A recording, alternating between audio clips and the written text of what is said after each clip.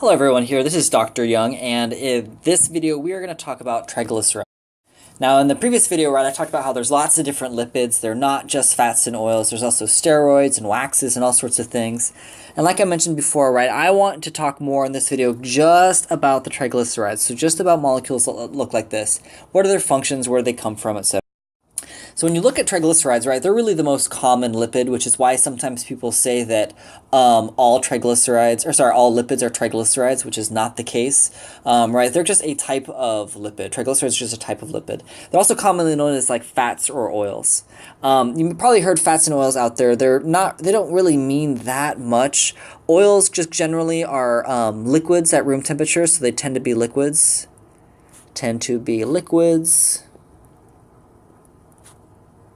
At room temperature, so RT, room temperature, whereas fats tend to be solid, it's at room temperature. So tend to be solid at room temperature. Now, room temperature is kind of a cruddy term because what's room temperature for us in the United States might not be the same thing as room temperature in the tropics, is not the same thing as room temperature in northern Canada, for example, right? So room temperature is kind of a wishy-washy term, which is why you end up with things like coconut oil, right? To us, for the most part, coconut oil is solid, but it's called an oil because it comes from places that are warm, where it's a liquid. So the fats and oils, they're more or less interchangeable. They're both triglycerides. As far as the functions of triglycerides go, right, mainly it's energy storage. That's what you normally think of, right, as energy storage, energy sources, right? So we eat fatty foods, we get a lot of energy from them. If we have excess energy in our diet, we store them as fat so we can use them for a rainy day. If we start to starve, for example, which probably not a lot of us in America are. And we also use it to help cushion our organs, right? So it insulates us and cushions our organs. It also insulates us so we don't get cold and lose too much of our body heat. And you'll find them, right, in animal fats, seeds and nuts, so that those little things can sprout, right, and have enough energy to become new plants. Now, if you look at an actual triglyceride, it has subunits, right? So the triglycerides in the macromolecule, the subunits for these are glycerol, which is the backbone, which is this right here. So here's your glycerol. That's your glycerol piece, and I'll write that next to it also. So glycerol. So there's your glycerol. And then what you're going to see is you're going to have 3 fatty acids attached to it. And so in this case, I have 1 fatty acid here, 2 fatty acids, 3 fatty acids. Each of those are the 3 fatty acids. I drew three different ones. We'll talk about the different kinds of fatty acids, different kinds of fats here in a second. But the idea is that we have these 3 fatty acids. Now, just like in previous videos, I've mentioned this like so many times by now, is that when I want to take subunits and I want to combine them to make one more larger macromolecule, right, it's the same sort of reaction as always. It's condensation. So we're going to do condensation reactions to bring these subunits together to make the macromolecule. So again, you just circle off your OH and an H, partially positive hydrogen, right? And in this case, it looks like we're also going to get 3 water molecules. Since I did 3 condensations, I should make 3 water molecules and my triglyceride down here, right? So this sucker down here, this is my big old triglyceride. Oops, excuse me.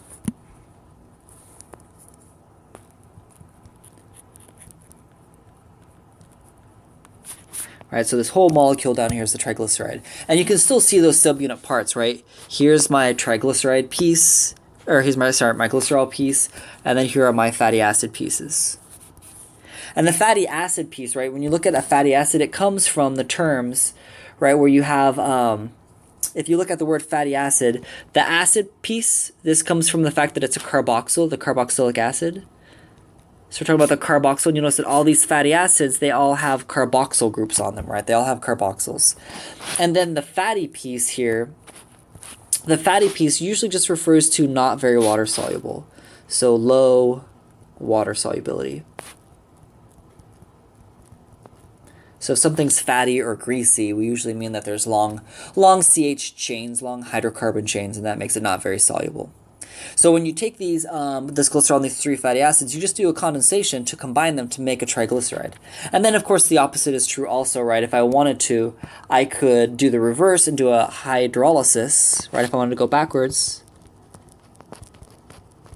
I could do hydrolysis, but that means it would take 3 water molecules, I'd have to add those back in order to cut this up and turn them back into those original fatty acids and glycerol, which you absolutely do. That's one of the things that happens when you eat fats is you hydrolyze it to free up those fatty acids and the glycerol, and then you can metabolize them.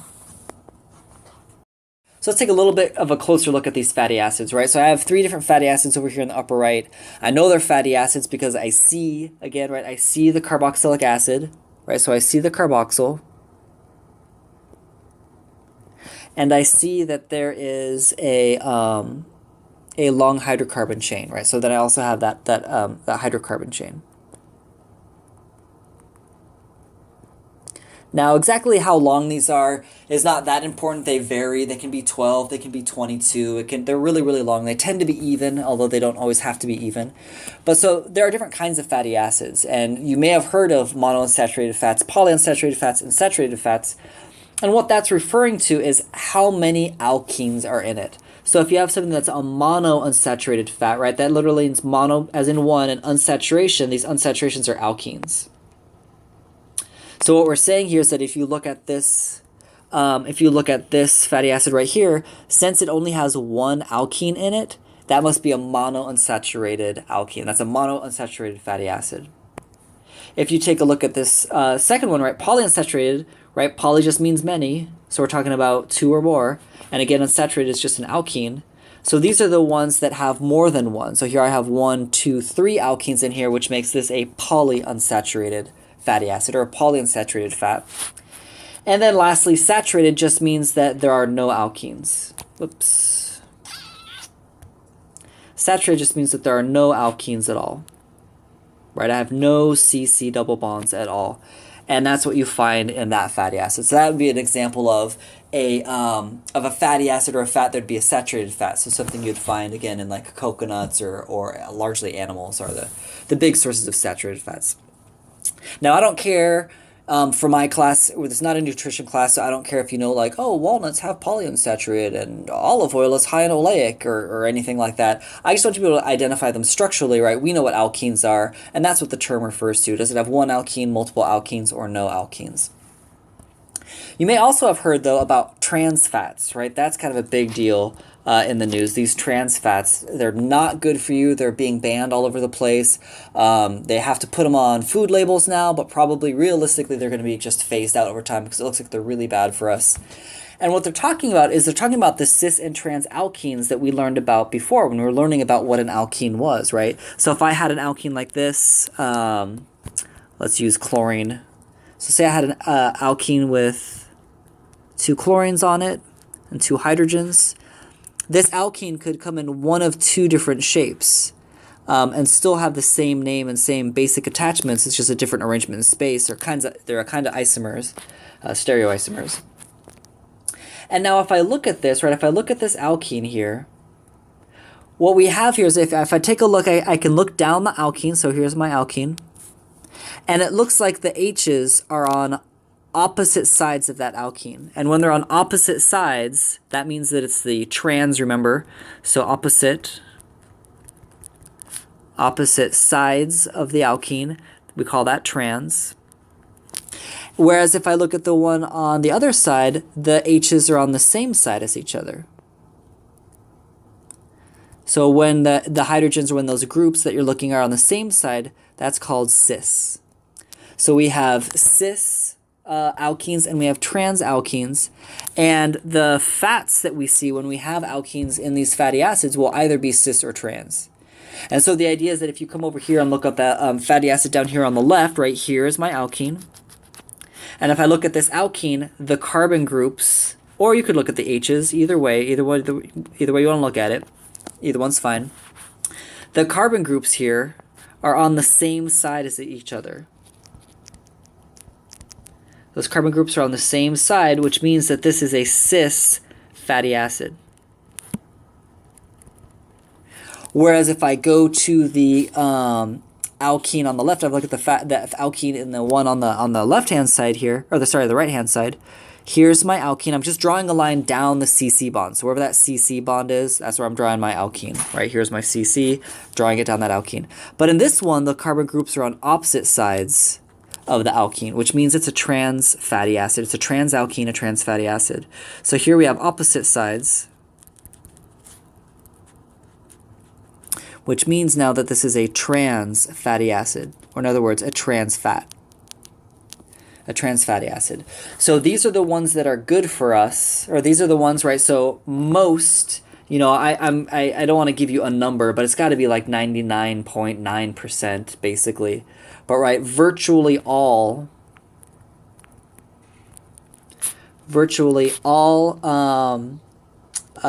fats have cis unsaturations.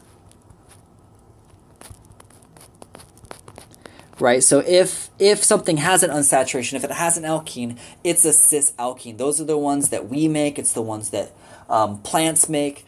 That is the one that you find out in nature, right? It's virtually all of them. Trans fats, these are the ones that we pretty much exclusively are just in human-made products. So they're pretty easy to avoid.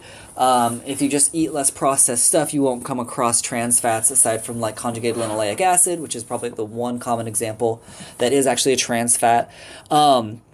But it's mostly in human-made products. And again, like I said before, they're being phased out.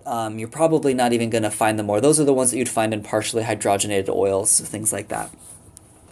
So our fats can come in kind of two different classes, right? We could ask ourselves, are they monounsaturated, polyunsaturated, or saturated? And then we can also ask ourselves, are they cis or trans fats? So when you hear trans fats being banned, that's what we're talking about here, is we're talking about alkenes like this one, where the alkene is a trans alkene. And again, you'll notice in all of my examples up here within the green and the blue, the mono and the polyunsaturated ones, those would also be considered cis fatty acids, right? Because here is your alkene, and here's the two carbons. Those are on the same side. And if I look at the blue one, same thing, right? If I look at any one of these, here's an alkene. The carbons are on the same side. Here's an alkene.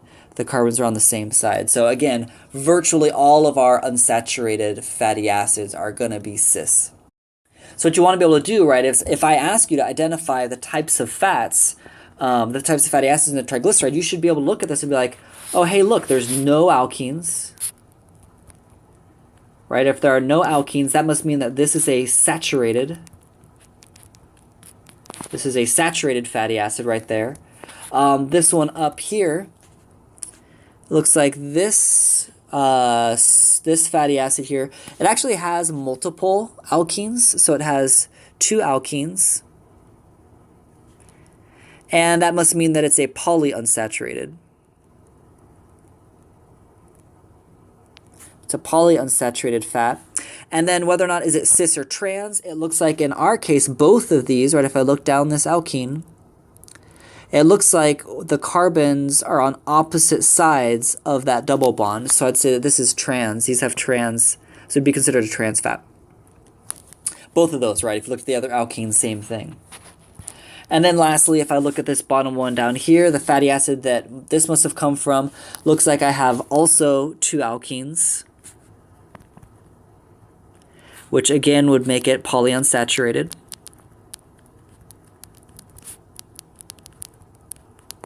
But in this case, it looks like both of these alkenes, I'll just do this one right here, both of these alkenes, the carbon groups are on the same side, so those would be cis. That'd be a cis fatty acid.